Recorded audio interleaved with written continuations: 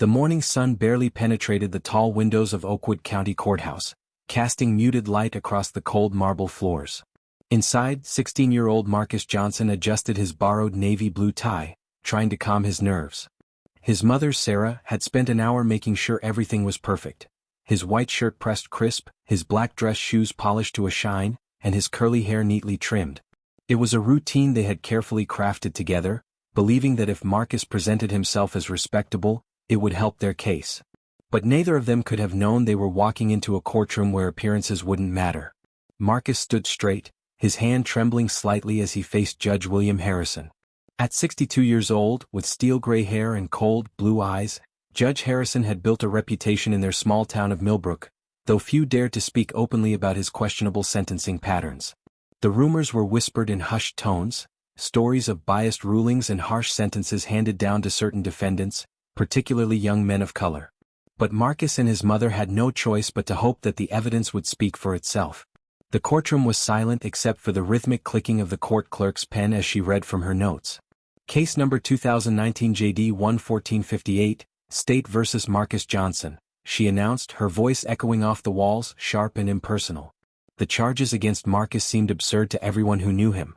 He was accused of stealing $500 worth of electronics from Wilson's convenience store on Oak Street. The theft was said to have occurred on Tuesday, October 15, between 4:30 and 5 p.m., exactly the time Marcus had been stocking shelves at the public library, his after-school job for the past year. Mrs. Wilson, the elderly librarian who worked at the library, sat in the third row of the courtroom, having already testified on Marcus's behalf. She had provided a detailed account of his time at the library, showing the signed time sheet that proved Marcus was working when the theft supposedly took place. Security camera footage from the library had further corroborated Marcus's alibi. In addition, 5 other witnesses, including 2 honor roll students and a retired teacher, had confirmed seeing Marcus at the library during that time. The evidence in Marcus's favor was overwhelming. His public defender, Mr. Rodriguez, had presented a solid case. Marcus was a straight-A student with a 4.0 GPA, actively involved in community service, and even had a glowing recommendation letter from his school principal. The convenience store's own security footage showed a suspect who was at least 5 inches shorter than Marcus, with a different build and a distinct set of features. There was no way Marcus could have been the person in the footage. Your Honor, Mr. Rodriguez argued, standing with confidence, the evidence clearly shows that Marcus Johnson could not have committed this crime. We have multiple reliable witnesses, documented proof of his whereabouts, and security footage that doesn't match my client's physical description. Marcus is an honor student with a 4.0 GPA, volunteering weekly at the local food bank. But before Mr. Rodriguez could finish his sentence, Judge Harrison raised his hand, cutting him off. I've heard enough, Mr. Rodriguez, the judge said, his voice carrying a weight that immediately silenced the courtroom. His eyes narrowed as he shuffled through the papers on his desk, not even bothering to look at the evidence spread out before him. The security footage continued to play silently on the courtroom screen, showing a clearly different person committing the theft, someone who wasn't Marcus. Marcus Johnson, Judge Harrison's voice boomed through the room, filled with authority. This court finds you guilty of grand theft. Given the serious nature of this crime and the need to set an example for other youth in our community, I am sentencing you to 2 years in juvenile detention. The words hit Marcus like a physical blow. The courtroom erupted in gasps and mutters. His mother, Sarah, gripped the wooden bench in front of her, her knuckles turning white. She had been holding on to the hope that her son's innocence would be recognized, but now that hope was slipping away, shattered by the cold indifference of Judge Harrison. Mrs. Wilson, visibly distraught, stood up from her seat. This is wrong. Wrong, she shouted, her voice shaking with anger. I told you he was with me. Her words were filled with frustration, but the bailiff quickly moved toward her, gesturing for silence. Marcus stood frozen, his mind struggling to process what was happening. 2 years for a crime he didn't commit? It felt impossible. His heart pounded in his chest as he looked toward his mother. He saw the anguish in her face as the reality of the situation settled in. His dreams of early college admission, his scholarship applications, his plans for the future, all of it was crumbling before his eyes. Everything he had worked for seemed meaningless in the face of this unjust sentence. Sarah began to cry quietly, her shoulders shaking with the weight of her grief, but she pulled herself together long enough to wrap her arms around Marcus. She whispered softly to him, trying to comfort him in this moment of overwhelming despair. Marcus could only nod in response, feeling like his entire future had been torn from him. Mr. Rodriguez immediately began arguing for an appeal, trying to plead for the judge to reconsider his decision. But Judge Harrison had already stood up from the bench, gathering his robes around him with a finality that left no room for further discussion. "This court is adjourned," Judge Harrison declared, his gavel coming down with a sharp crack that seemed to echo through the courtroom, mirroring the sound of Marcus's shattering future. As the bailiff approached to take Marcus into custody, he caught a glimpse of someone else in the courtroom. Someone who would turn out to be far more significant than he realized. A young woman, about 19 or 20 years old, sat in the back row of the courtroom. She had features strikingly similar to Judge Harrison's, and she watched the scene with a troubled expression. Unknown to Marcus at that moment, this was Emma Harrison, the judge's daughter. Her presence in the courtroom on that day would prove to be as life-changing for her as it was for Marcus.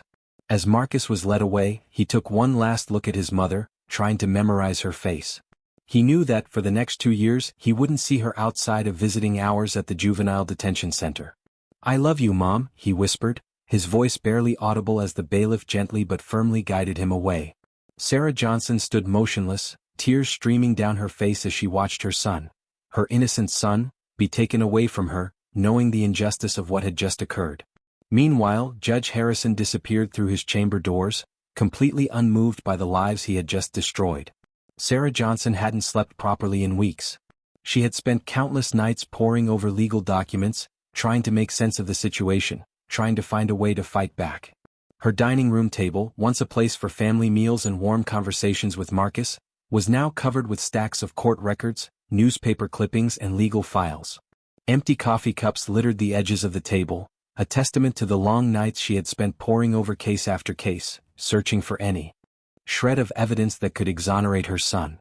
Her reading glasses sat perched on the bridge of her nose as she reviewed yet another case file, her mind focused and determined. 2 months had passed since Marcus's wrongful imprisonment. Every Wednesday and Sunday, Sarah drove the 45-minute trip to visit him at the juvenile detention center. Each visit left her heartbroken as she saw her once vibrant son growing quieter, more withdrawn. The person she had known, the ambitious teenager full of dreams for his future, seemed to be fading away with each passing day. But Sarah was far from defeated. She was angry. And she was getting organized. "This isn't just about Marcus anymore," Sarah explained to her sister, Tracy, who came by every evening to help sort through the growing mountain of documents. "Judge Harrison has been doing this for years." Sarah picked up a yellow legal pad, filled with pages of notes she had compiled over the past several weeks. She had started documenting every case Judge Harrison had presided over in the past decade, and the patterns she uncovered were deeply disturbing. During her day job as a community college professor, Sarah taught statistics, and those skills were proving invaluable now. She had created spreadsheets showing how Judge Harrison handed down sentences to black defendants that were, on average, 65% longer than those given to white defendants for the same crimes. The disparity in sentencing was undeniable, and the more she examined the data, the more she realized that Marcus wasn't the first victim of the judge's biased rulings. The numbers were clear. And now Sarah was determined to expose the truth. The rain was falling steadily, tapping against the window pane of Sarah Johnson's office as she graded papers late one Tuesday evening. Her office was cluttered with textbooks and student assignments, but Sarah barely noticed the mess. Her mind was preoccupied with the mission that had consumed her for weeks, fighting to clear her son's name. Marcus, her 16-year-old son, had been wrongfully convicted of a crime he didn't commit. The evidence was clear. Marcus had been at the library during the supposed theft at Wilson's convenience store. Yet, Judge William Harrison had found him guilty of grand theft, sentencing him to 2 years in juvenile detention. Sarah was determined to overturn the conviction, but she knew it wouldn't be easy. As she sat hunched over her desk, reviewing legal documents for the 100th time, there was a sudden knock on her office door. Sarah looked up, surprised to see Mrs. Wilson, the elderly librarian who had testified on Marcus's behalf, standing in the doorway. Mrs. Wilson, carrying a thick manila envelope, looked urgent, her face set with determination. "I've been doing some digging of my own," Mrs. Wilson said, entering the room and placing the envelope on Sarah's desk. "I think you need to see this." Curious, Sarah opened the envelope and pulled out several old newspaper clippings. Mrs. Wilson spread them across Sarah's desk, her fingers trembling slightly as she pointed to each one. 10 years ago, Judge Harrison let a white teenager walk free in a shoplifting case, Mrs. Wilson explained. The evidence was solid, clear surveillance footage, witnesses, everything. But the kid's father played golf with the judge. All the charges were dropped, and the teen was given nothing more than community service. Sarah's heart began to race. She quickly scanned the other clippings Mrs. Wilson had provided, each one detailing similar cases where Judge Harrison had handed down lenient sentences to white defendants while imposing harsher punishments on black defendants. One article mentioned a young black student who had been sentenced to 5 years in prison for a crime similar to one committed by a white teenager who received probation. The cases piled up, each one further confirming what Sarah had suspected. Judge Harrison's rulings were not based on fairness or justice, but on bias and personal connections. This could help prove the pattern of bias, Sarah murmured, her voice filled with a mixture of disbelief and determination. She quickly began adding the new information to her growing file, her mind racing as she thought about how best to use these revelations. Word about Sarah's investigation had spread throughout the community, and soon, more people began to come forward with their own stories. Some spoke of unfair rulings they had witnessed, while others shared their experiences of being on the receiving end of Judge Harrison's biased decisions. One man, a local business owner, described how his son had been sentenced to a harsh probation program for a minor offense, while a white teenager with a similar record had received nothing more than a slap on the wrist. It wasn't long before Sarah received a call from James Martinez, a local civil rights attorney who had heard about her research. He wanted to meet with her to discuss her findings. The meeting took place in his modest office, a small room lined with legal books and case files. Sarah had brought all her documentation, statistics, case histories, witness statements, and even recordings of Judge Harrison's court sessions where he had spoken to black defendants in a condescending and dismissive manner. "What you've uncovered is significant," James Martinez said after reviewing her materials.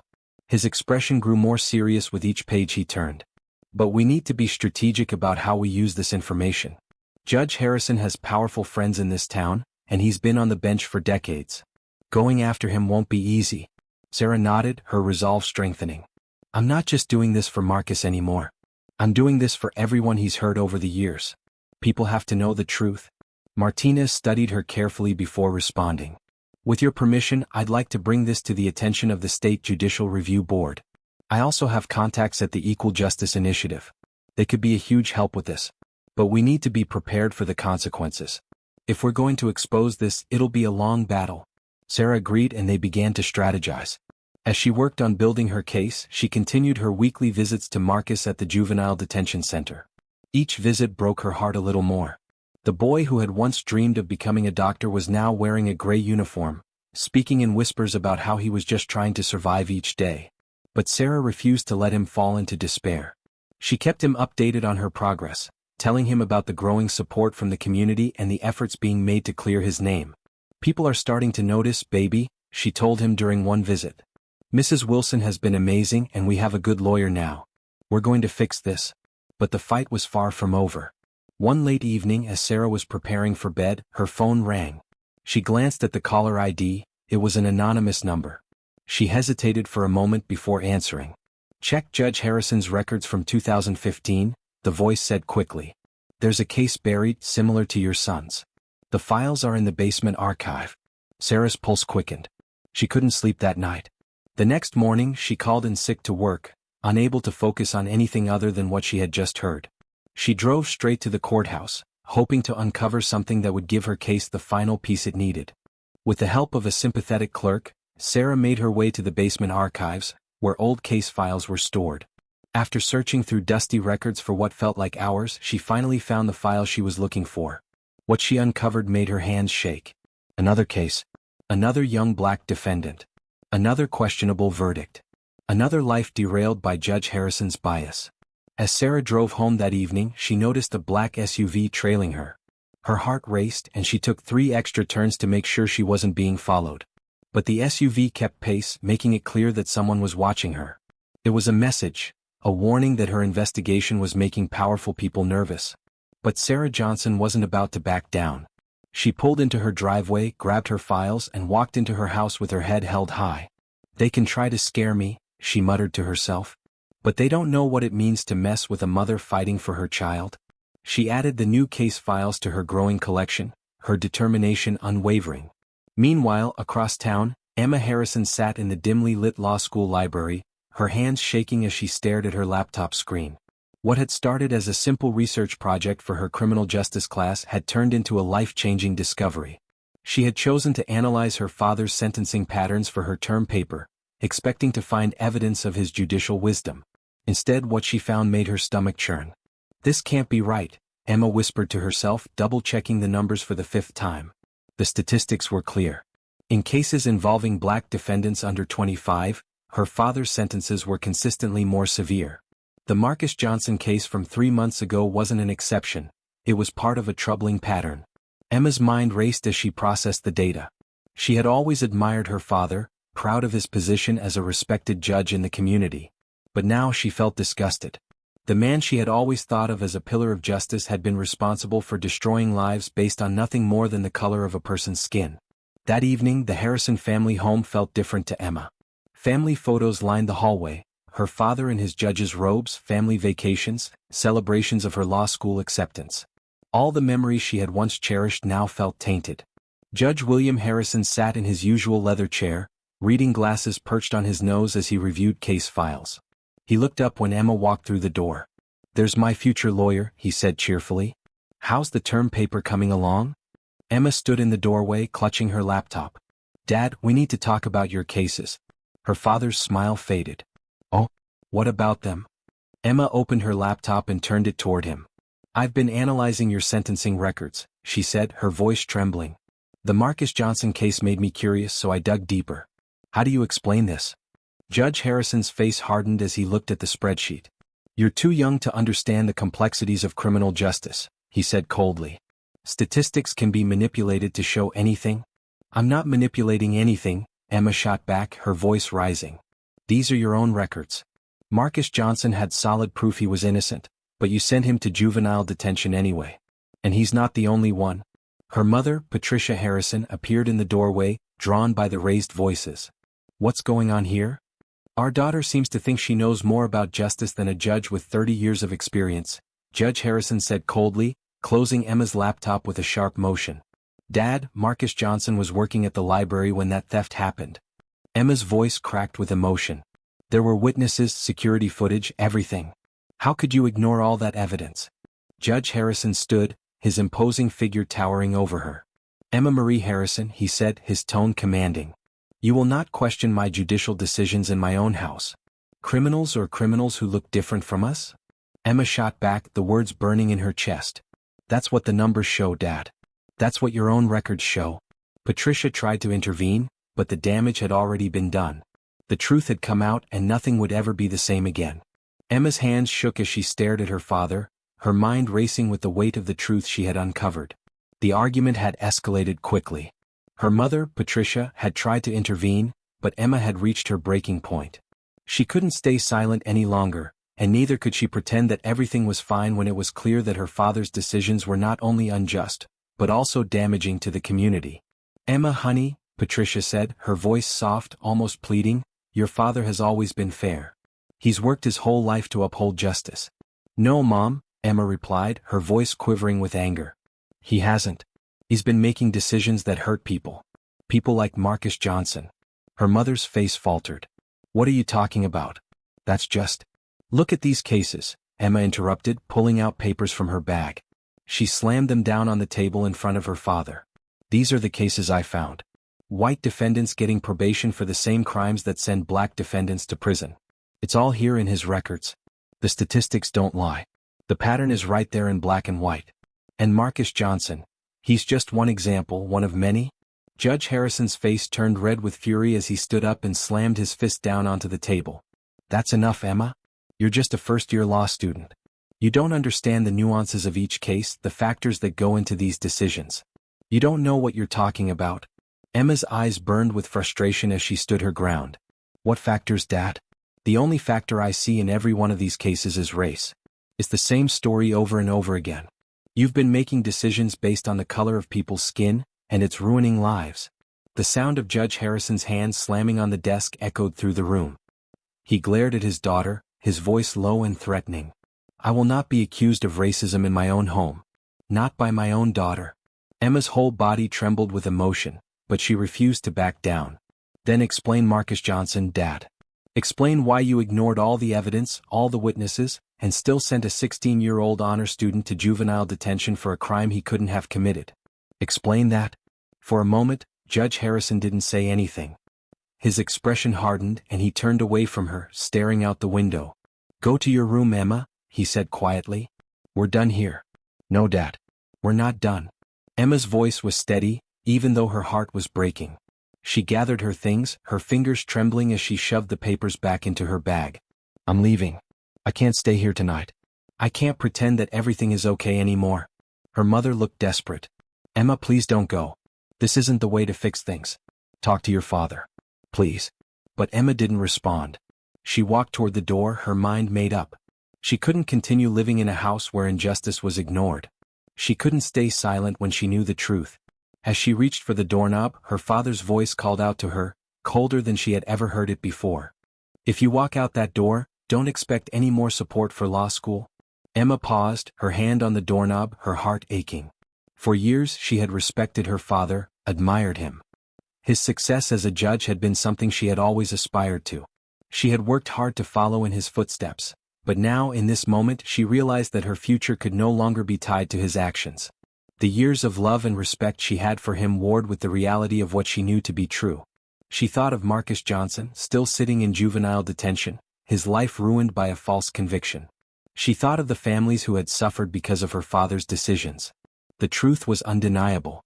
Keep your money, Emma said quietly, her voice breaking.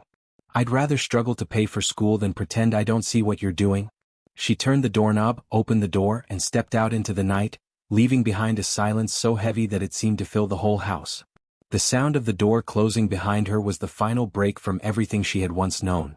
Outside, the air was cool, the streets quiet, but Emma felt a sense of relief, as if a weight had been lifted from her chest. She knew she had made the right choice, but the path ahead was uncertain. She didn't know where she would go or what she would do next, but one thing was clear: she couldn't go back. The next morning, at the offices of the Millbrook Gazette, the atmosphere was tense with anticipation.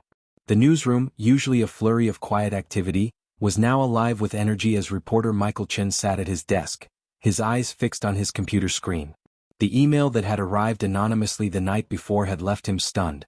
He had spent the entire night verifying the documents attached to it, court records, statistical analysis, and a disturbing pattern of judicial bias in Judge Harrison's courtroom. Chief, you need to see this, Michael called to his editor, Linda Peters. Linda, her curiosity piqued, walked over to his desk. Michael had been investigating the Marcus Johnson case for weeks, and now it seemed that there was much more to the story than anyone had realized. Remember that convenience store theft case, the one with the teenager, Marcus Johnson? Michael said, his voice low but urgent. It's bigger than we thought. Linda leaned over his shoulder, her eyes scanning the documents on the screen. As she read through the details, her face whitened. These numbers, they're verified? She asked, her voice tight with disbelief. I triple-checked them myself, Michael replied, nodding grimly. And there's more. The convenience store owner, Mr. Thompson, he finally agreed to talk. He gave us the original security footage from the day of the theft. 2 hours later, Michael sat across from Mr. Thompson in a quiet coffee shop. The elderly man fidgeted nervously with his coffee cup, his eyes darting around as if afraid of being overheard. I found the original footage, Mr. Thompson said, sliding a USB drive across the table. The police only got a grainy copy, but this is the clear version from my backup system. I was scared to come forward before, but with everything happening with Marcus, I think it's time.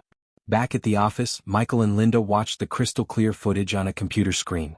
It showed a person who was clearly not Marcus Johnson, someone shorter, lighter-skinned, wearing a distinctive red baseball cap. Linda's finger hovered over the mouse, freezing the frame. That looks like Tommy Phillips, she said, squinting at the screen. Isn't his father on the city council? The investigation began to snowball from there. More people came forward with information, including Mrs. Chen, the owner of the dry cleaners across from Wilson's convenience store. She had seen Tommy Phillips running from the store the day of the theft. She had told the police, but her statement had never made it into the official report. Meanwhile, Sarah Johnson's tireless work documenting Judge Harrison's cases had found its way to the State Judicial Review Board. The evidence was undeniable. Hundreds of cases, all showing a clear pattern of discriminatory sentencing. The board couldn't ignore it any longer. Local TV stations picked up the story with the headline "Justice in Black and White," a judge's controversial record flashing across screens throughout the state. Protests gathered outside the courthouse, demanding justice for Marcus Johnson and an end to the racial bias that had permeated the judicial system for so long. Emma Harrison watched the news coverage from her small apartment. She had left her home, her father's house, but she had never felt more certain of her decision. She was no longer thinking about her father's reputation. She was thinking about Marcus Johnson and the many others who had suffered at the hands of her father's biased rulings.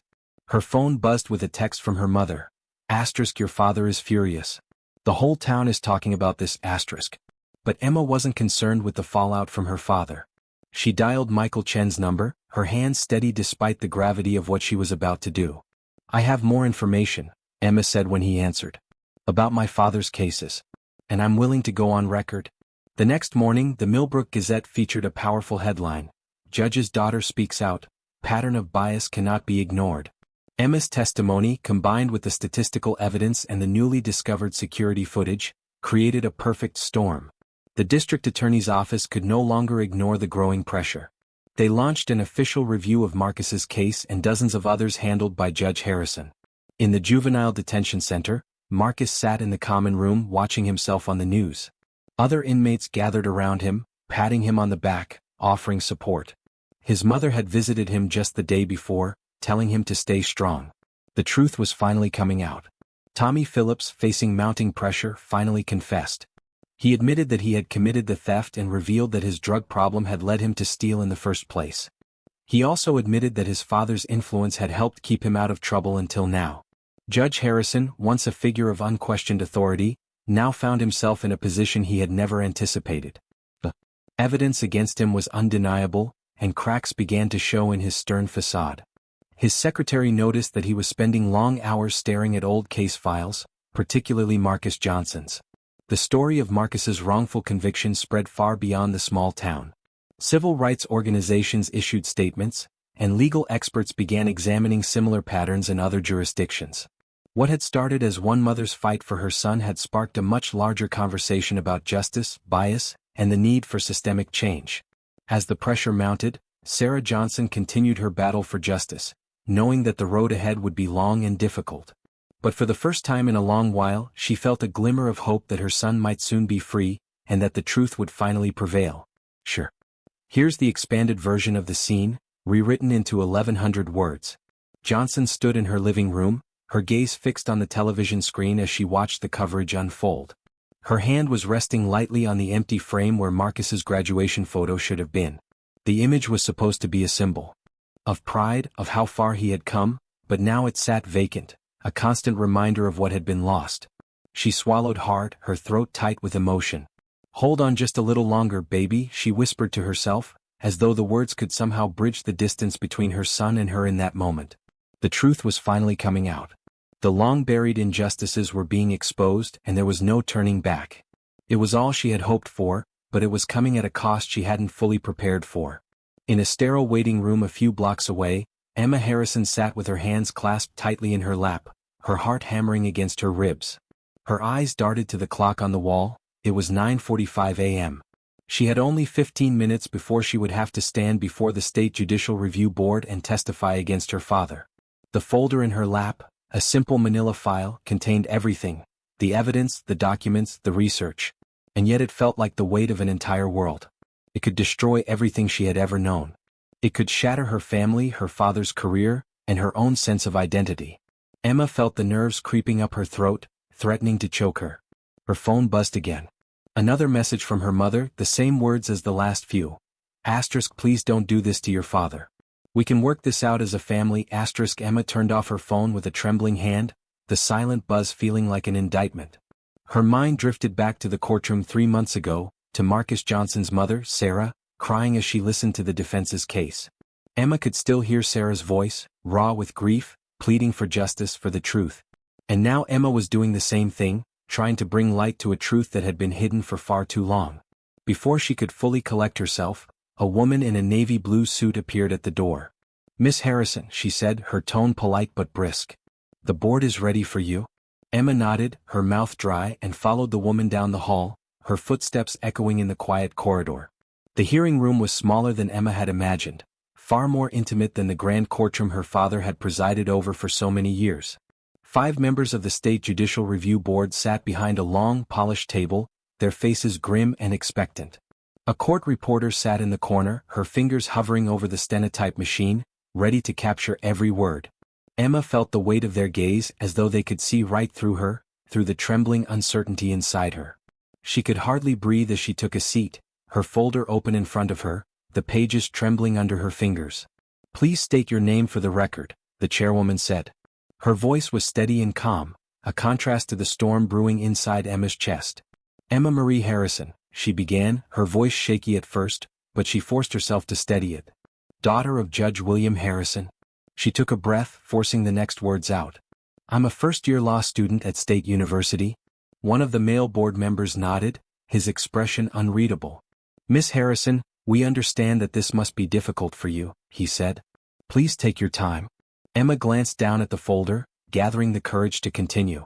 She had worked for months on this project, digging into cases, examining sentencing patterns, uncovering the systematic injustices her father had been part of. It wasn't just her research, it was her truth. She had spent countless hours poring over data, double-checking every detail, ensuring that her findings were indisputable. This wasn't just about her father. It was about the countless lives affected by his decisions, the lives of those who had been treated as less than, as disposable. She cleared her throat and opened the folder, pulling out the first page of her research. "I discovered the pattern while doing research for a school project," she began, trying to keep her voice steady. "At first I didn't want to believe it. But the numbers didn't lie." Emma handed copies of her analysis to each of the board members. As they shuffled through the documents, she continued, her voice growing more confident. "Over the past 10 years, my father has sentenced black defendants to prison terms averaging 65% longer than white defendants for the same crimes. The disparities were evident in case after case." She paused for a moment, letting the numbers sink in, feeling the weight of the information settle in the room. "The case of Marcus Johnson, for example," she continued, her throat tightening. "My father ignored substantial evidence of his innocence. Security footage, multiple witnesses, a solid alibi, all of it dismissed without proper consideration." The room fell silent, the only sound the steady clicking of the court reporter's stenotype machine. Emma's hands shook, but she kept going. She couldn't stop now. This wasn't just about the research, this was about the lives that had been ruined, the futures that had been stolen. "I found similar patterns in dozens of cases," she said, listing them one by one. "The Thompson case in 2018. The Rivera case in 2016. The Washington case in 2015. Each name felt like a weight, a reminder of how many lives had been affected by her father's decisions. She could feel her father's presence behind her, his eyes boring into the back of her head, but she refused to turn around. She couldn't look at him now. "The real theft suspect in the Johnson case is now confessed," she added. "Yet Marcus Johnson remains in juvenile detention because my father refuses to acknowledge his mistake." For the next 2 hours, Emma answered questions, providing specific examples, explaining her research methodology, and sharing her personal observations of her father's behavior on the bench. She could hear him shifting in his seat behind her, clearing his throat occasionally as though trying to assert his presence, but Emma stayed focused. She didn't look back. She couldn't afford to. Finally, as the hearing neared its end, the chairman asked one last question. "Miss Harrison," she said, her voice measured but gentle, "what motivated you to come forward?" Emma took a deep breath, steeling herself for the moment. She turned slowly to face her father, meeting his gaze across the room. His face was pale, his eyes searching hers as though trying to understand. Emma's chest tightened, but she held his gaze. This was her truth. "I was raised to believe in justice," Emma said, her voice steady and clear. "My father taught me that. He used to tell me that doing the right thing isn't always easy, but it's always necessary." She paused, her heart heavy with the weight of the words. "Today I'm living by those words, even if he no longer does." The room was deathly silent. Emma could see her father's face crumple for a brief moment, before he quickly composed himself, his eyes never leaving hers. His attorney leaned in, whispering something in his ear, but Judge Harrison shook his head slightly, not breaking eye contact with his daughter. Emma knew that the truth had been revealed. There was no going back. Outside the hearing room, reporters were waiting with cameras and microphones, but Emma didn't pause to speak with them. She slipped out through a side door, her mind reeling from everything that had just happened. In the parking lot, she saw Sarah Johnson waiting by her car. They had never spoken before, but Sarah had reached out to her after reading Emma's interview in the newspaper. "Thank you," Sarah said simply, her eyes brimming with tears. "What you did in there, not everyone would be strong enough." Emma felt the tears start to fall. She hadn't realized how much she had needed to hear those words. "I kept thinking about Marcus," she whispered, her voice trembling. "About all of them. Someone had to speak up." Sarah hugged her tightly, her arms strong and reassuring. "You're not alone in this," she whispered. "You did the right thing." As Emma drove home, she passed her childhood house. The porch light was on as it always had been. Her mother kept it on for her, a sign that she was welcome, a beacon to guide her back. But tonight, like every night since she had made the decision to testify, Emma drove past without stopping. Some choices change everything, and once they're made, there's no going back. "Clear out your office by tomorrow," she said softly, her voice barely above a whisper. Judge Harrison stared at the phone in his hand, trying to process the gravity of the words. He hadn't seen it coming, hadn't wanted to see it, perhaps.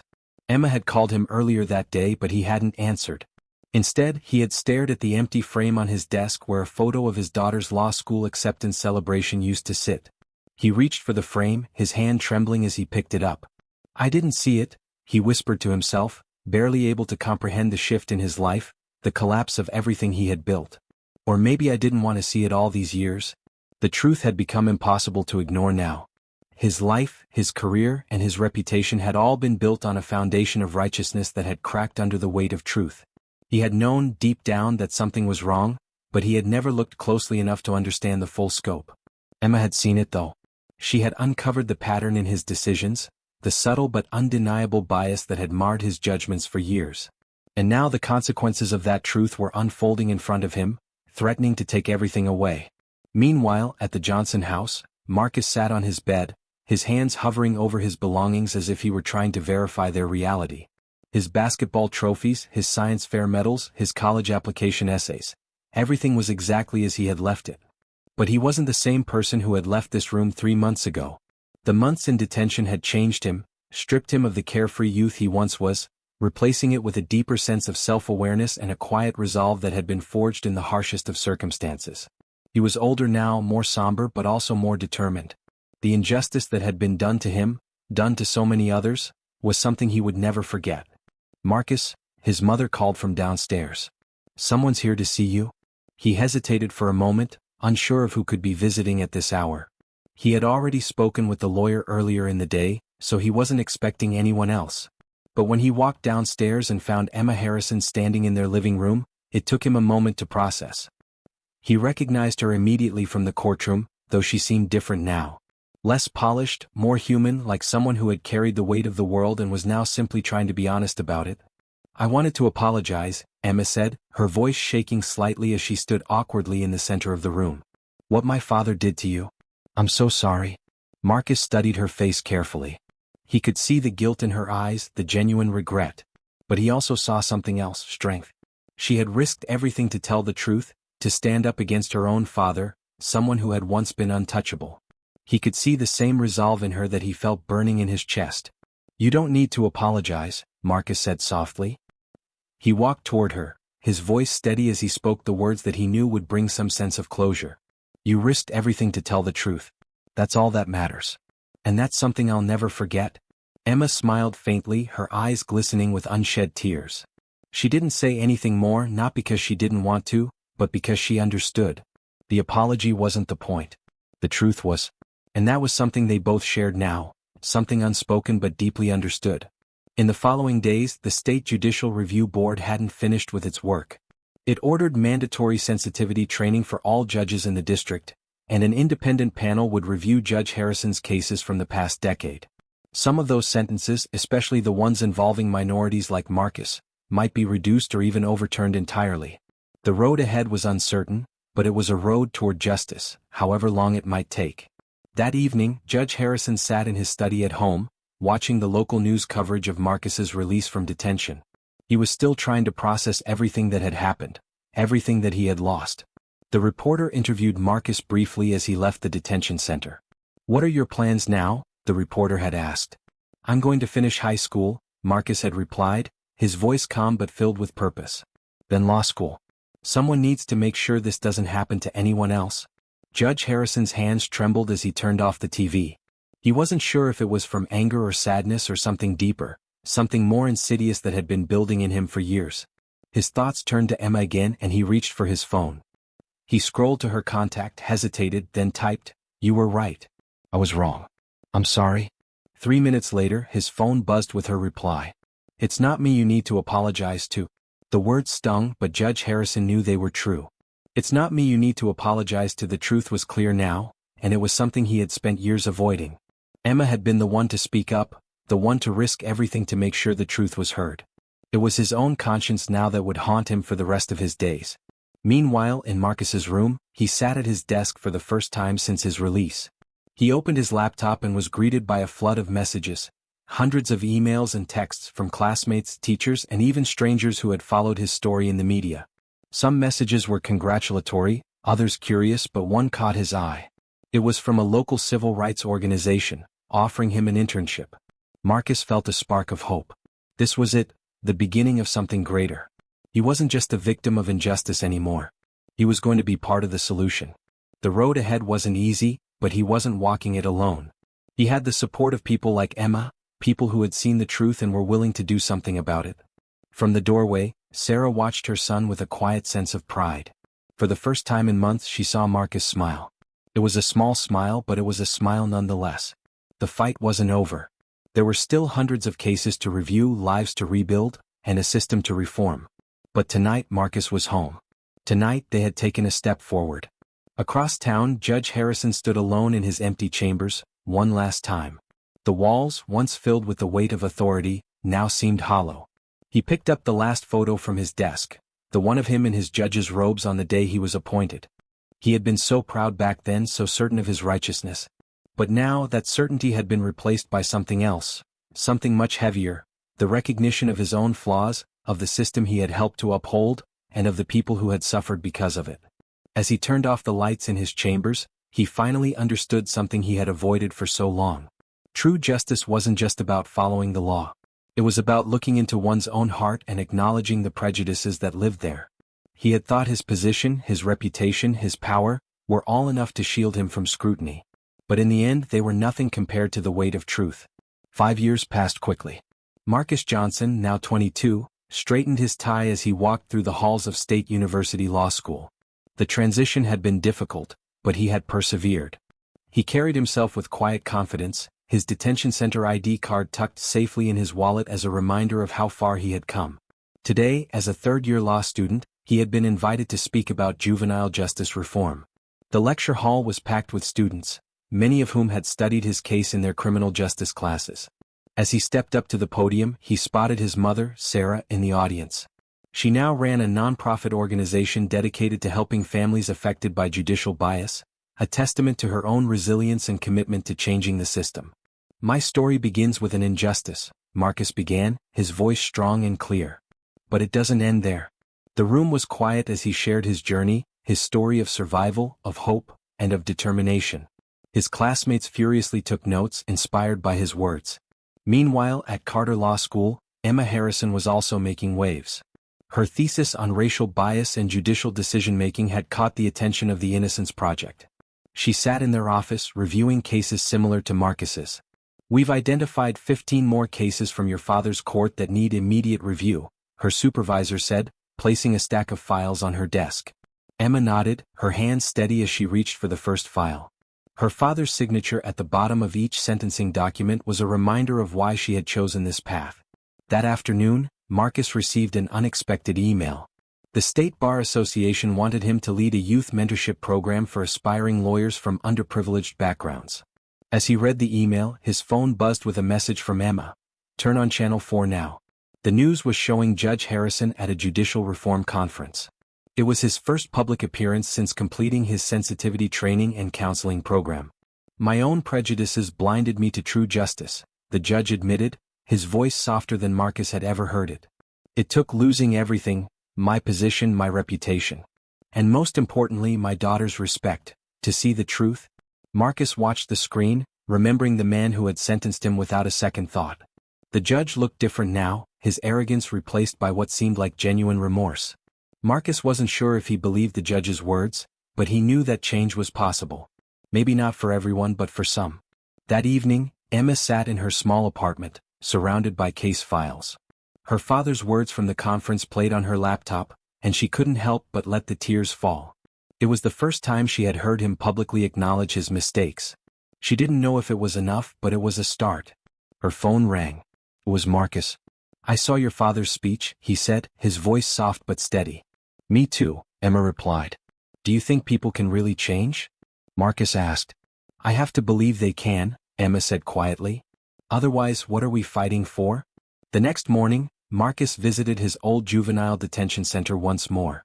This time he was a legal advocate, walking through the same halls where he had once been imprisoned. He spoke with the young inmates, sharing his story, offering them hope. In one cell he met a 16-year-old boy who reminded him of himself. The boy had been sentenced by another judge with a history of harsh sentencing for minority youth. Marcus took out his notepad just as Emma had taught him, and began to document everything. Meanwhile, Emma faced her own challenges at the Innocence Project. Her work was far from over, but she knew that together they could make a difference. For the first time in years she felt a glimmer of hope for the future. Emma's commitment had often been questioned by her colleagues. Some wondered whether she was simply trying to atone for her father's sins. They questioned her motivations, wondering if her work was fueled by guilt rather than genuine desire to fix the broken justice system. But with every case she helped to overturn, with every injustice she fought to expose, she proved herself, showing that her commitment to justice was unwavering and sincere. It was a tough battle, but Emma knew that if she was going to make a difference, it would require perseverance, and she was willing to fight for as long as it took. One afternoon, as Emma sat at her desk reviewing case files, she received an unexpected phone call. Her mother, Patricia, was on the other end, her voice laced with hesitation. "Your father's been asked to speak at schools about bias in the justice system," Patricia said, her words carrying a weight Emma wasn't sure she was ready to bear. "He wants to know if you could help him prepare his talks." Emma's mind raced.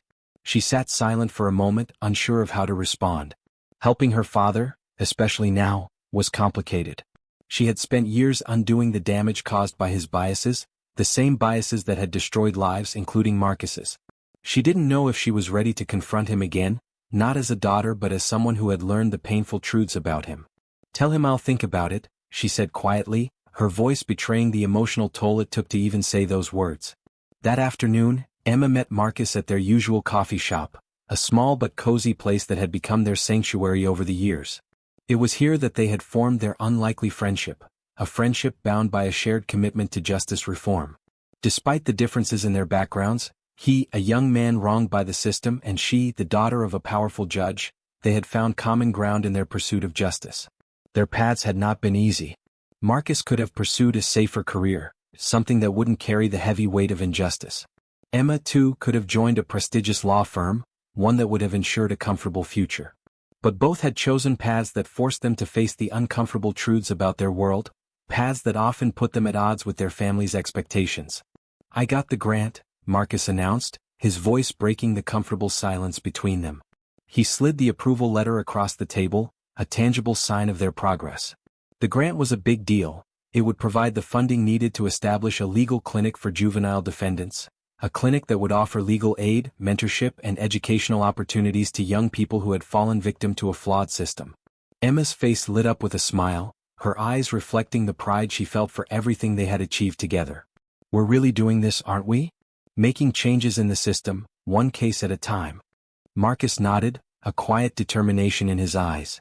"It's not fast enough," he said, his voice tinged with the frustration of how slowly change seemed to move.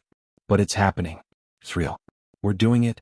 They both knew that the road ahead wouldn't be easy. It would require endless hours of work, and they would face resistance at every turn. But the idea that they were actually making a difference, actually changing the system that had once wronged them, was enough to keep them moving forward, even when the journey seemed impossible. Neither of them could have imagined 5 years ago that this partnership would come to be. The wrongly convicted teenager and the judge's daughter, once adversaries, now allies in the fight for justice. Their paths to redemption had not been about themselves anymore. They had become a testament to the power of truth, the possibility of change, and the belief that a broken system could be mended. The State Judicial Reform Conference was buzzing with anticipation. The main hall was packed with judges, lawyers, activists, and social justice advocates from all corners of the country. On stage, 2 names appeared on the digital screen, lighting up the room. The keynote speakers were Marcus Johnson and Emma Harrison, both of whom had spent years working tirelessly to reform the justice system and address racial bias. Marcus, now a graduating law student and youth justice advocate, adjusted his microphone as he prepared to speak. At 22, he carried himself with the quiet strength of someone who had turned his pain into purpose. Emma stood beside him, her work with the Innocence Project having helped free 12 wrongfully convicted juveniles in the past year. She had become a recognized leader in the fight for justice, her passion for reform unwavering. In the front row, Sarah Johnson, Marcus's mother, sat proudly, her hand clasped tightly with Mrs. Wilson, the librarian who had supported Marcus from the very beginning. Behind them sat Patricia Harrison, who had come to terms with the daughter she never truly understood, and to everyone's surprise, Judge William Harrison himself. He looked older now, humbler in his simple gray suit. The weight of the past 5 years had etched itself into his features, but there was something else, something that suggested he had begun to understand the gravity of his past actions. Marcus stepped forward to the podium, his heart pounding as he began to speak. 5 years ago, he started, his voice steady but filled with emotion. I stood in a courtroom, watching my future disappear because of one man's bias. His eyes briefly met Judge Harrison's across the room, and for a moment, the tension between them was palpable. But today, I'm not here to talk about that injustice, Marcus continued. I'm here to talk about change. Real, lasting change. Emma stepped forward as well, her presence commanding the room. When I first discovered my father's biased sentencing patterns, she began, her voice carrying the weight of years of painful discovery, I thought exposing the truth would be enough. But what we've learned over the years is that true change requires more than just revealing injustice. It requires rebuilding the entire system. Together, they unveiled their new initiative, the Second Chance Youth Justice Program. This program would provide legal support, education, and mentorship to juveniles who found themselves trapped in the justice system. It would focus on addressing the systemic bias that had led to countless young people being sentenced unfairly, often based on their race or socioeconomic status. We've already received support from 30 judges who have committed to examining their own biases, Marcus announced. And today we're adding another name to that list. The audience murmured with interest, and all eyes turned to Judge Harrison as he slowly stood up, each step heavy with the weight of his past actions. He walked to the stage, his movements slow, almost reluctant. Marcus and Emma stepped aside, allowing him to approach the microphone. I am William Harrison, he said, his voice trembling slightly. Some of you know me as the judge who sent an innocent teenager to juvenile detention. Others know me as the father whose daughter had the courage to stand up against injustice. He paused, taking a deep breath before continuing. Today I stand before you not as a judge, but as a man asking for the chance to help fix what I helped break. Sarah Johnson watched, her heart heavy with emotion, as her son stepped forward and shook hands with the man who had wronged him. The gesture wasn't forgiveness, not yet anyway, but it was something more powerful, an acknowledgement that change was possible. That even the most broken systems could be repaired with enough will and effort. After the conference, they gathered in a small meeting room, a quiet space for reflection. For the first time since the sentencing, Judge Harrison faced Marcus directly. I've spent 5 years in counseling learning about my biases, the judge said quietly. But nothing taught me more than watching you turn my injustice into something positive. Marcus nodded, his gaze steady. The system didn't break me, Judge Harrison, he said. Instead, it showed me what needed to be fixed. In that moment, something shifted. There was no turning back, no erasing the past. But for the first time, there was a glimmer of hope for the future. Emma embraced her father, her arms tight around him, as Patricia wiped tears from her eyes. It was the beginning of healing, slow, painful, but real. The next day, the local newspapers carried the story. Former judge joins forces with man he wrongfully convicted, but the real story wasn't in the headlines. It was in the small details, the way Marcus now mentored young people in trouble with the law, the way Emma had found her true calling, helping others seek justice, and the way Judge Harrison now spoke at schools about recognizing and confronting personal bias. As they left the conference center, Marcus and Emma walked with their families, no longer separate units bound by an injustice, but partners in creating change. You know, Marcus said, looking out at the sunset, when I was in detention, I never imagined this ending. Emma smiled, her eyes soft with hope. Maybe it's not the end, she said, her voice filled with conviction. Maybe it's just the beginning. Sarah Johnson snapped one last photo, capturing the moment, her son and Emma standing proudly beside their new Youth Justice Program banner, with Judge Harrison in the background. All of them focused not on the past but on the future. The story of a racist judge and an innocent young man had transformed into something larger, a testament to the possibility of change, the power of truth, and the long, hard road to justice. As they walked away together, they carried with them the knowledge that while the past couldn't be changed, the future was still in their hands.